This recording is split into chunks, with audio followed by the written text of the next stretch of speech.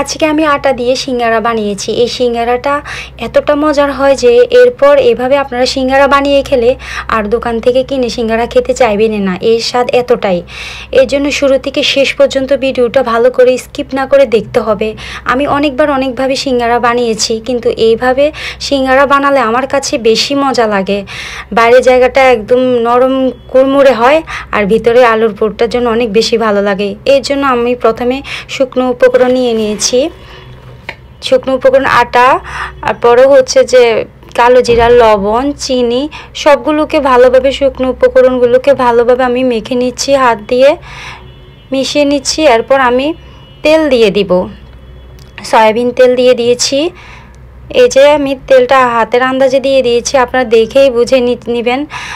এই যে মাখানো হচ্ছে, যখন হাতের মুঠোয় আটাটা চলে আসবে, যখন মুঠ করব আটাটা ভালো করে তেলের সাথে মিক্স করে নিতে হবে। এখন কিন্তু আমি পানি দিয়ে মিক্স করিনি, আমি তেল দিয়ে মিক্স করেছি।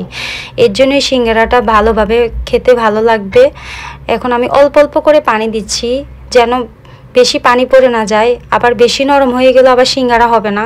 একদম নরমও করা যাবে না, একদম শক্তও করা যাবে না আটার ডোটাকে। এই যে আমি মেখে নিচ্ছি, মেখে যে ডো করে ফেলেছি, আপনারা দেখেই বুঝতে পারছেন এটা কেমন নরম বা শক্ত হয়েছে।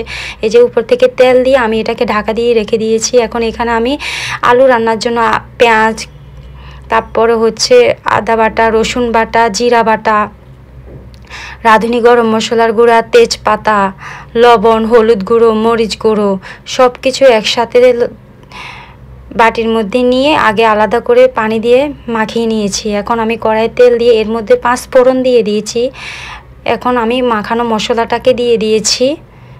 মাখানো মশলাটাকে দিয়ে এখন আমি কেটে রাখা আলুটাকে দিয়ে দিয়েছি। আলুটাকে দিয়ে মশলার মধ্যে আলুটাকে রান্না করে নিব। এই যে ঢাকা দিয়ে রান্না করে নিচ্ছি আমি। এটাতে পানি দেওয়া যাবে না, ঢাকা দিয়ে মশলাটাকে রান্না করে নিতে হবে। এই যে আমি অল্প একটু পানি দিয়েছি, এখানে বেশি পানি দেওয়া যাবে না, সিঙ্গারার পুরটা না হলে খেতে ভালো লাগবে না। এই যে এভাবে ঢাকা দিয়ে রান্না করে আলুটা রেডি করে নিয়েছি। এখন আমি রুটি বেলে নিয়েছি। এই যে একটা রুটি থেকে আমি 4টা সিঙ্গারা বানাবো।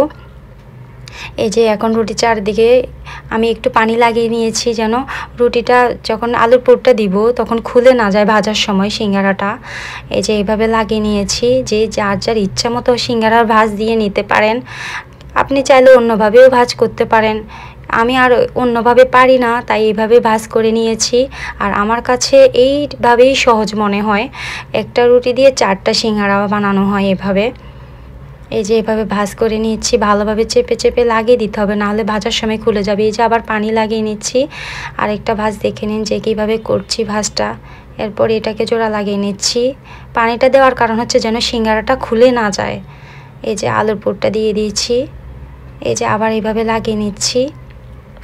এভাবে আপনারা চাইলে প্লেটের মধ্যে ছড়িয়ে 3-4 ঘন্টার জন্য রেখে দিতে পারেন। এরপর বক্সে করে ফ্রিজে রেখে দিতে পারেন। এরপর তেলে ভেজে নিতে পারবেন। এই যে তেলটা হচ্ছে যে একদম কুসুম গরম, এই তেলের মধ্যে সিঙ্গারাটা দিয়ে দিয়েছি। সিঙ্গারাটা দিয়ে 3-4 মিনিট উল্টে পাল্টে ভেজে নিব। এখন কিন্তু আঁচটা বাড়ানো যাবে না।